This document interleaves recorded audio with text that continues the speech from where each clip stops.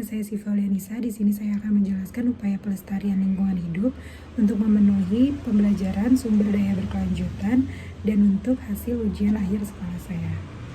Di sini saya akan menjelaskan tentang pengertian lingkungan hidup.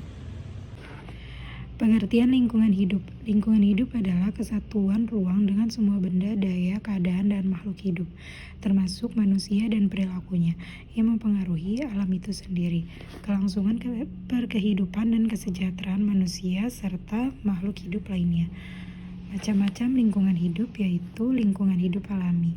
Lingkungan hidup alami adalah lingkungan yang terdiri atas unsur abiotik, unsur biotik, organisme kecil, dan segala kondisi yang bekerja secara dinamis tanpa ada campur tangan manusia.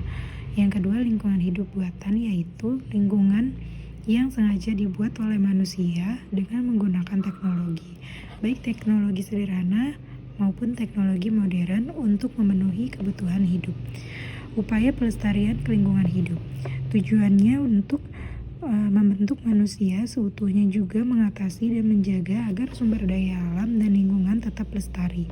Untuk itu masyarakat harus menjaga agar tidak merusak lingkungan, memelihara agar sebagai sumber daya tetap tersedia.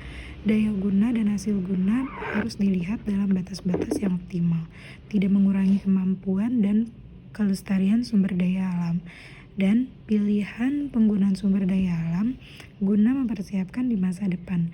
Usaha melestarikan lingkungan hidup yaitu yang pertama, rehabilitas lahan kritis, yaitu dilakukan dengan cara mengelola dan pengelolaan tanah secara irigasi, pola tanam, pemberantasan hama dan gulma, pencemaran air, dan sebagainya.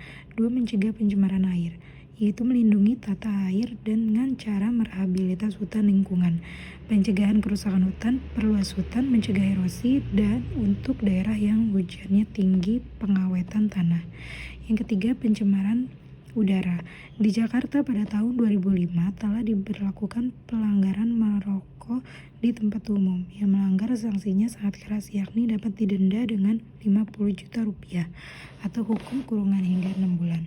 Permasalahan lingkungan di Indonesia yaitu cukup banyak kerusakan lingkungan yang terjadi, kurangnya kesadaran masyarakat tentang pentingnya lingkungan hidup, kurangnya peralatan pengolahan lingkungan di Indonesia, dan kurangnya pengawasan dari pemerintah pusat maupun daerah.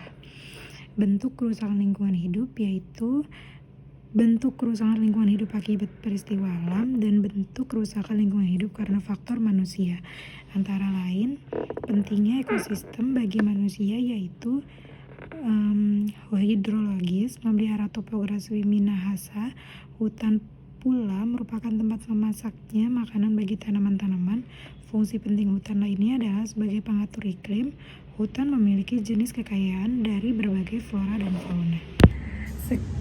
Sekian dari penjelasan saya, kurang lebihnya mohon maaf. Wassalamualaikum warahmatullahi wabarakatuh.